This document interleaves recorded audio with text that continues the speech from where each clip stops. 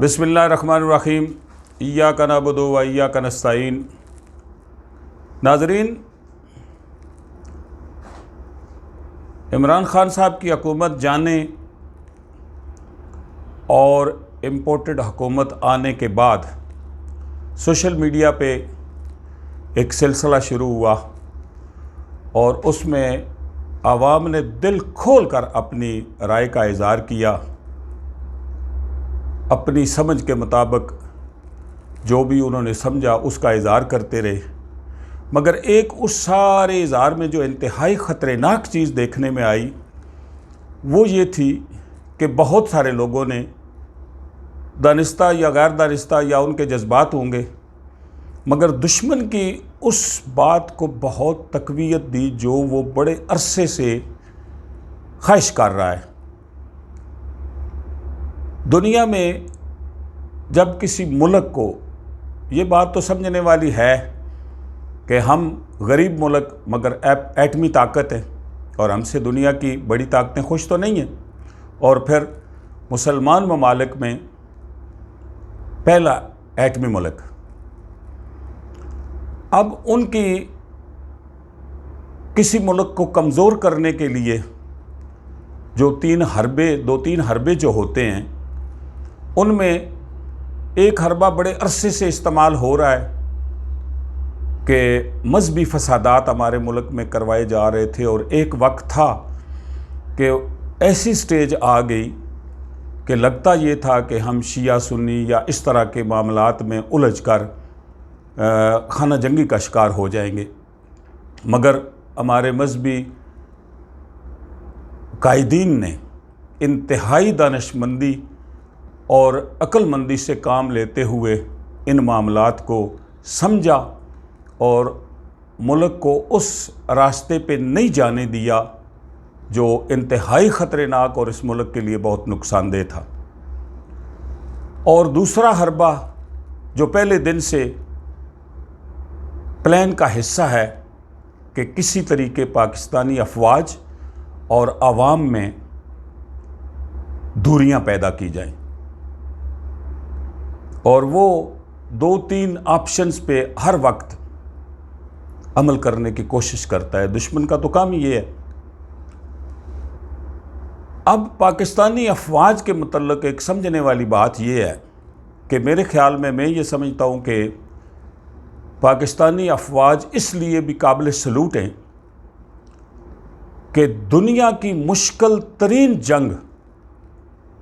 جو میرے خیال میں صرف پاکستانی افواج ہی لڑ سکتی تھی، اور کسی بھی دنیا کی کسی بھی فوج میں یہ کیپیبلٹی نہیں ہے دشمن کو سامنے سے بارڈر پہ مارنا، میزائلوں اور ہوائی جہازوں سے حملہ کرنا۔ یہ تو طاقتور ملکوں کے پاس تو ان چیزوں کی تو کمی نہیں ہے، مگر جس جنگ کا پاکستانی افواج نے سامنا کیا وہ ایک گھر میں بیٹھے، یہ نہیں پتا وہ دشمن ہے یا دوست ہے،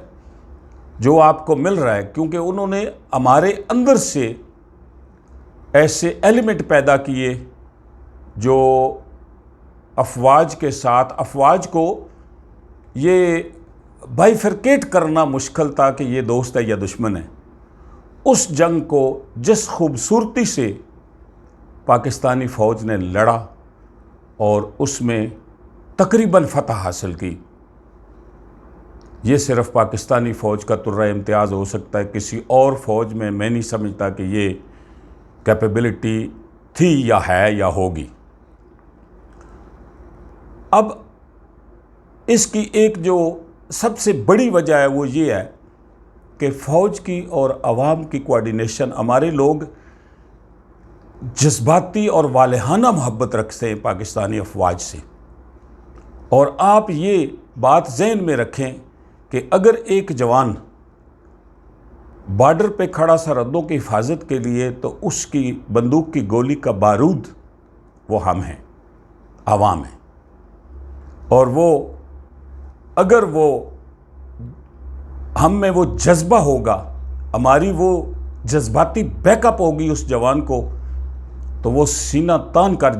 دشمن کے سامنے کھڑا ہو جائے گا۔ مگر اگر اسے ہماری طرف سے کوئی کمزوری یا اس طرح کی کوئی بات نظر آئے گی تو وہ شاید تو اس جذبے کے ساتھ سرحدوں کی حفاظت نہ کر سکے۔ آج میں اپنے تمام بہن بھائیوں، بزرگوں، دوستوں سے یہ گزارش کروں گا کہ ہمارے اپنے اندرونی معاملات، ان کو ہم نے ہر حال میں اپنے طریقے سے ہینڈل کرنا ہے، اپنی سمجھ کے مطابق، مگر جہاں پر ملک کی بات آ جائے اور پاکستانی افواج کی بات آ جائے، وہاں پہ ہمیں اگر کوئی گلہ بھی ہے تو اپنوں سے گلے بھی ہوتے ہیں، اور وہ گلے کرنے کے بہت سارے اور طریقے موجود ہیں۔ میں پرزور اپیل کروں گا کہ افواج کے معاملے میں انتہائی احتیاط برتی جائے۔ یہ ضروری نہیں ہوتا 7 لاکھ کی پاکستانی افواج ہیں، اس میں کوئی 1 2 4 آدمی ہو سکتا ہے کہ ان سے آپ کو گلہ ہو، مگر جب افواج پاکستان کا ذکر آتا ہے تو پھر ان 7 لاکھ افواج کا ذکر آتا ہے۔ وہ جو بندوق اٹھا کے بارڈر پہ کھڑا ہے اور جو افسر کسی بہت بڑے عہدے پہ بیٹھا ہے، وہ دونوں افواج پاکستان ہیں۔ لہٰذا آپ تمام دوستوں اور بھائیوں سے دست بدستہ یہ گزارش ہے کہ دشمن کے اس منصوبے کو کبھی بھی تقویت نہیں دینی جو وہ بہت عرصے سے چاہ رہا ہے کہ ہمارے ملک میں،